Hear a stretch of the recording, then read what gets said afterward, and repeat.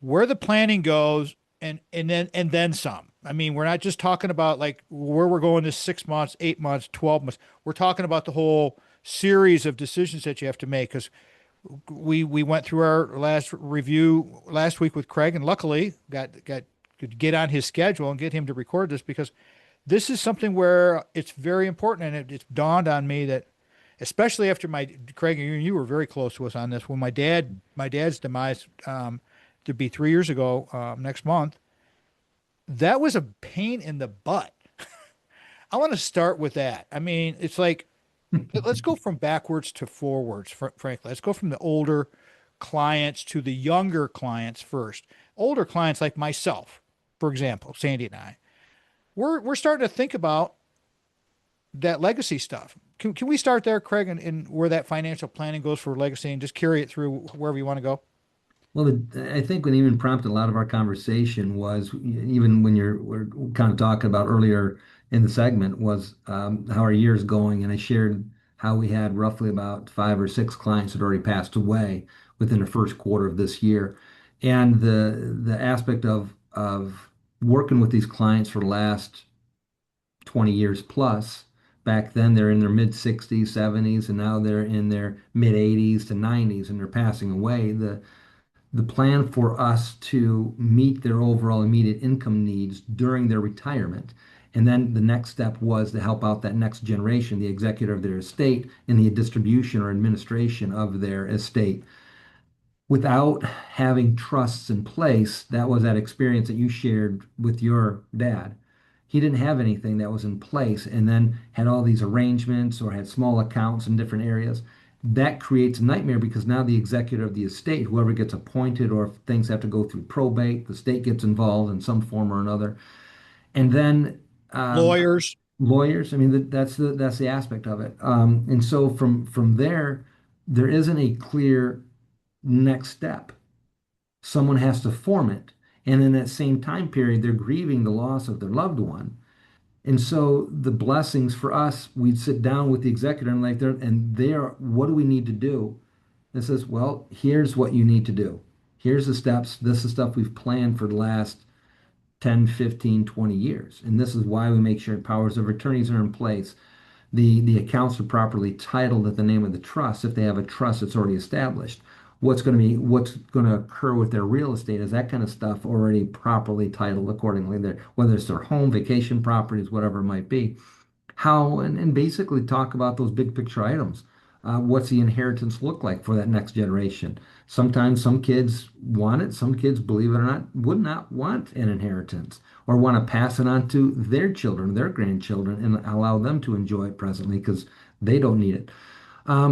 So from that perspective, that provides a lot of relief for that next generation, more specifically for the executor of that estate, because now they have an understanding of what the purpose of estate planning is and what we've been working on with their parent for the last 15 to 20 years, not only from the immediate investment strategies that we've implemented to meet their needs, but also for that next generation of the transfer of wealth from the one generation to the next, making sure the accounts are properly titled, the checking accounts, just being able to explain the process of even if a client does have an account or two that was had to go through probate because a husband or a wife had an account that, well, that was one that we just that was just in his name. That's where his Social Security is going, and that was his spending money.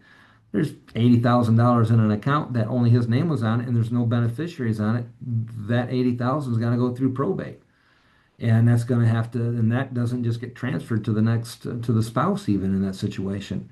So it's always important to, when you're working with a financial advisor, to make sure that you're disclosing all of the accounts that you have. Doesn't mean that the financial advisor is going to want to bring everything in house, but it gives them a better picture and gives you a better guidance as to, do you have the proper POAs, powers of attorney in place? Do they have the proper beneficiaries?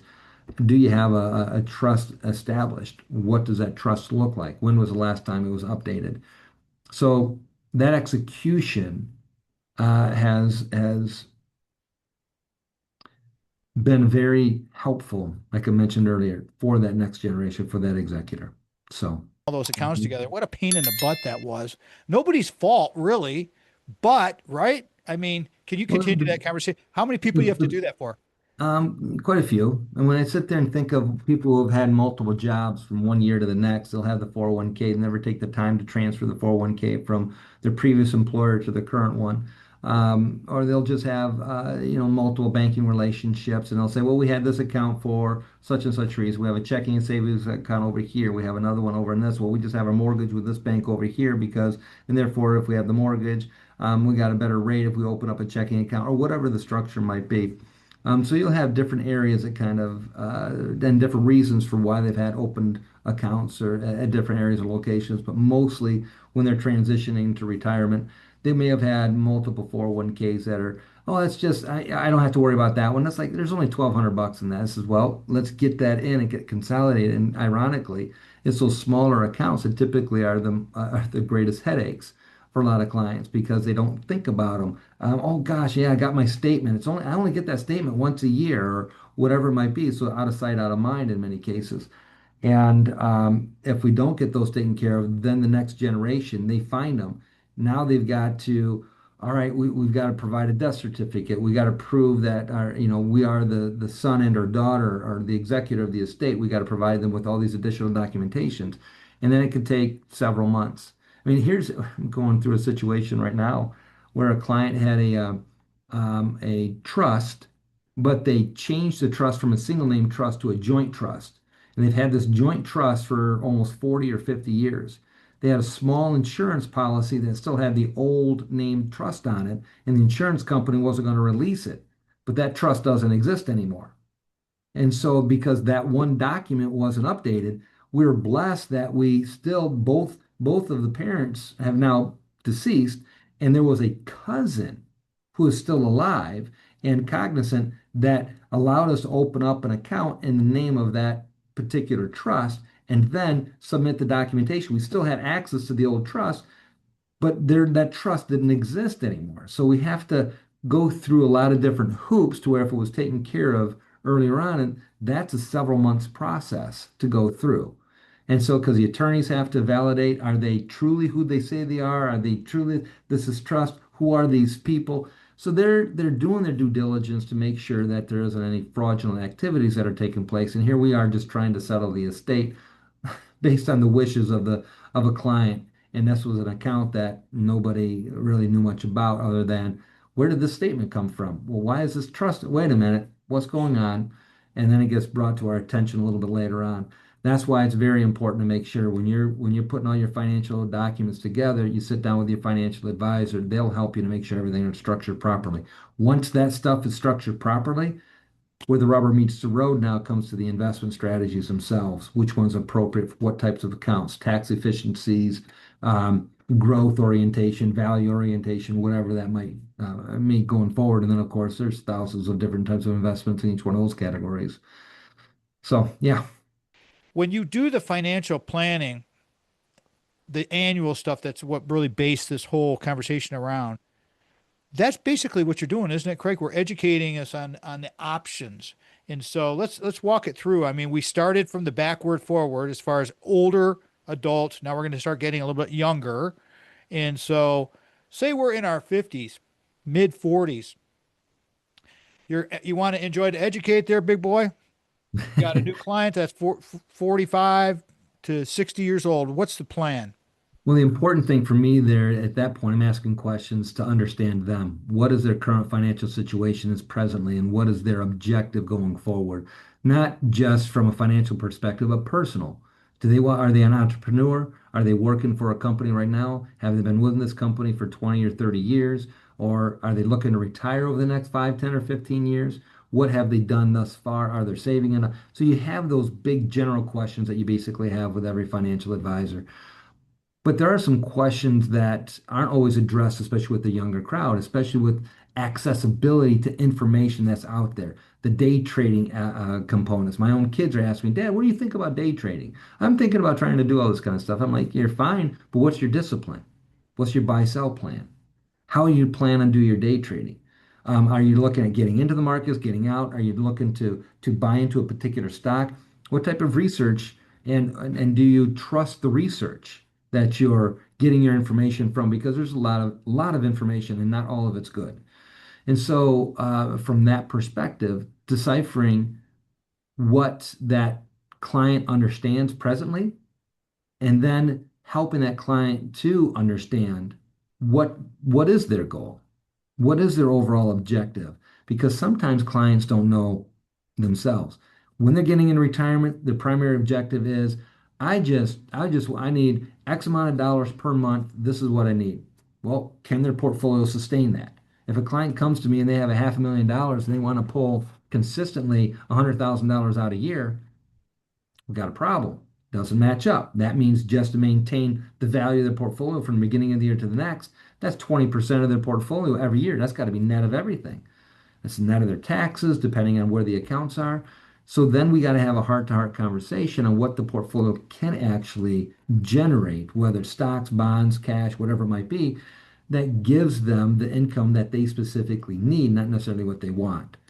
That education really then stems from, how are they currently banking now? What types of systems do they currently have in place? Well, this is what my mom always did. This is what my dad always did. Well, I want to do something different, whatever that might be. What does that different look like? The opportunities for me to educate the difference between a debit card and a credit card. The difference of educating the difference between a credit union, a traditional bank, and then in the banking system, national banks, regional banks, local banks. The aspect of looking at the different types of mortgage options that they might have, or debt obligations they might have outstanding, whether it's a student plus loan that they have outstanding, or a car loan that they currently have. The understanding what's good debt versus that of bad debt. What can they afford to pay off? Why should they pay something off first? How do they go about managing paying down debt and accumulating their overall net worth going forward? All of those pieces, even the aspect of buying and selling individual stocks, buying and selling exchange traded funds, buying and selling mutual funds, hiring an SMA or separately managed account or an institutional strategy, investing into private equity placements.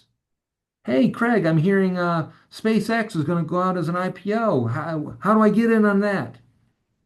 Well, only if you're working with an organization that gets an allotment of those stocks. Well, what does that mean? You start to explain how the IPO system works and functions, how private equity placements work and function, how alternative, and all these different areas, questions of being able to address cryptocurrencies, commodities such as gold and silver. We hear about that a lot of times when the markets are going crazy. What kind of insurance products? Well, there's variable annuities, there's universal life annuities, there's variable universal life annuities, you've got fixed annuities. They're all different financial tools and products that we tend to educate on. And I find out that clients end up buying some of these products and they're not familiar with them at all. Well, I've tried to get some money out of this particular account.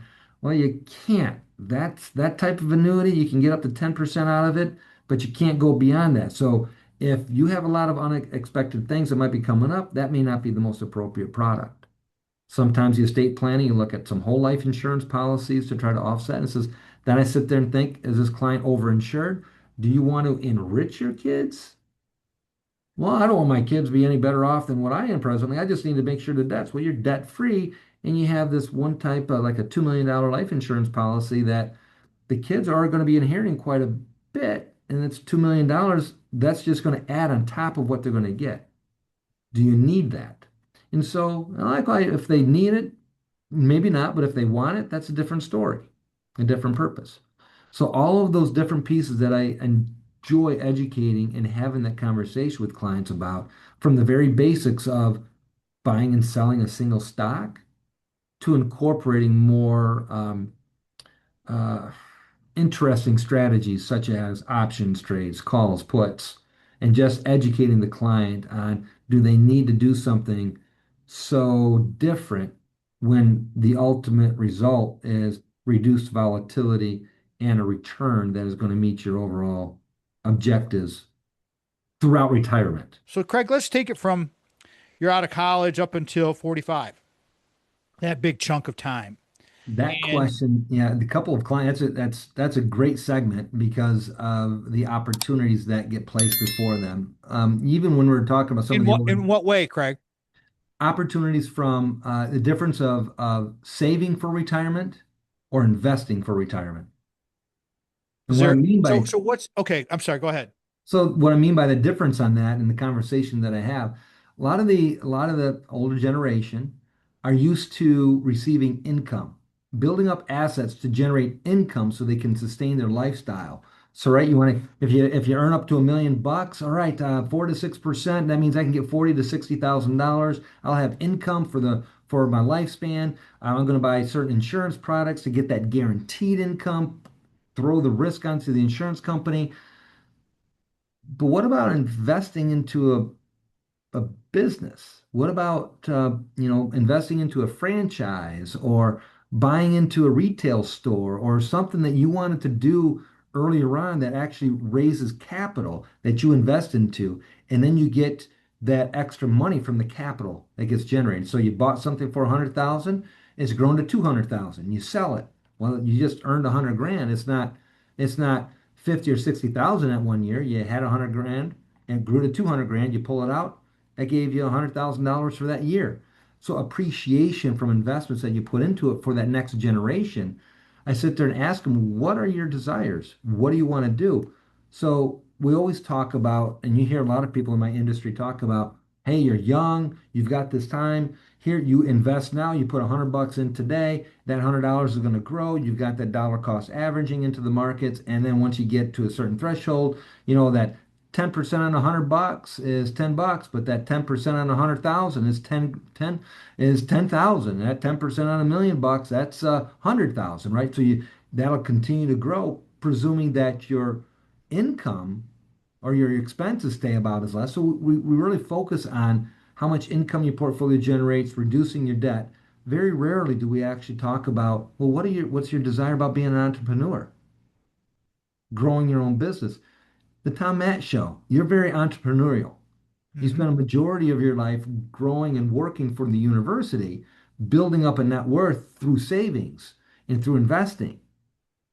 Doing the Tom Matt Show maybe 10 or 15 years ago, 20 years ago, build up some equity into the business and being able to sell off bits and pieces, the revenue could be greater. The dynamic of kids that are from that out of college to the 45, you have that mixture of both going on to where those who are in their 30s to 40s are have been working in a particular place, may have changed a job once or twice, kind of unsettled, always wanted to be kind of an entrepreneur, never really had the confidence to do it, or what can I do with the assets that I've accumulated thus far? Buy some rental properties. If that's what you're young enough to do that, buy a second one, generate some income that way because the returns you might are going to get, the income that gets generated there, you can turn that into your full-time job if you wished. Are you finding with the people that are between that 25, 35-year-old range, maybe even up to the 45, I don't know. Are you finding that these young people haven't had the parents giving them input into how to do this or what to think about? And you're starting from really from the beginning with education. Do you see that much? Yep. I mean, the meetings that I just had with earlier, she was in her late 20s, another client was in her early 30s. I had meetings within the last couple of weeks with children of clients who are in their early 20s, early 20s. And one in particular, he's saved like 30 to $40,000. His dad has helped out with some entrepreneurial stuff, but then encourages kind of long-term investing. But I'm like, well, keep doing what you're doing. If you enjoy working on cars, building up, finding ones at a discount, work them and then flip them. If you like working on furniture and go to garage sales, find furniture, can refurbish it, flip it, do something else. That is one of the things. Here's my patriotism for 250 years. That's one of the beauties that I see of our country, that anybody who has a skill set can turn their skill set into a business. If you have a strong work ethic, you can turn that strong work ethic into a business. And I enjoy having that opportunity to talk with people about, well, what do we need to do to turn that skill set into a business, to turn your passion into a business. Started our game here. Now we're almost done with the 15th season. We start our 16th season here in a couple It's months. been 16 years. Crazy. I mean, so where the financial planning goes, we have been talking to Craig for a long time. He's been handling our funds for quite a while now. We had been setting this at the pregame all the way along. I love the conversation you're having, Craig, with the young people. It's kind of sad that the parents aren't talking to them, but it's complicated. And now with the internet, the barriers to entry are just gone. I mean, if Mhm. you want to have some side action, you want to be a content creator or a eBay person or a Pinterest or whatever the heck you want to do, right? I mean, there's a Well, lot of even a lot of opportunity. like our own economic strategy or equity strategist, Anthony Saglambani, did a great overlay of when new technologies get introduced, and he had it to where when Netscape, when you remember Netscape, that was like the first web Yep, browser that gave you and I access to the internet, to where you can I like yep. at that time it was like, what am I going to use the internet for? I mean, okay, let me let's see. What does a German Shepherd look like? Right? I mean, what am I going to search for? Right? I mean, you have no idea. Why do I have a need or a purpose for that? He overlaid what the S&P 500 did when Netscape was first introduced. So here's a point in time. Internet was introduced. S&P 500 did this, and then after a period of time, the markets just blew up. At that point, that's when internet businesses were starting to become well known, new jobs being created, new types of website developers, retail stores are going online, all sorts of information, right? Schools are going online, enrollments, buying, all that stuff all that was taking place. That guy, who's your daddy? He was going to say, "Who's your daddy? Who's your daddy?" You know what? Craig is my man. He's the best. And with his advice and he set us all up. He believed in us early on. He was the very first person to ever come to my mastermind breakfast meetings 10, 12 years ago. And then it started growing and growing and growing. That was just one of the things that we did together. Craig Stiles, Ameriprise Financial, 517-483-4893. Go to our website, tommattshow.com, and click on through. Until next time, everybody, I've been Papa Tom. It's so much fun. Where the financial planning goes with Craig Stiles, got to get our ducks in a row when it comes to this financial planning because $53 trillion is coming down from the boomers going when we're going to give this money to our people. $53 trillion. That's a lot of dough. Peace out, everybody. We'll talk to you soon. Go green.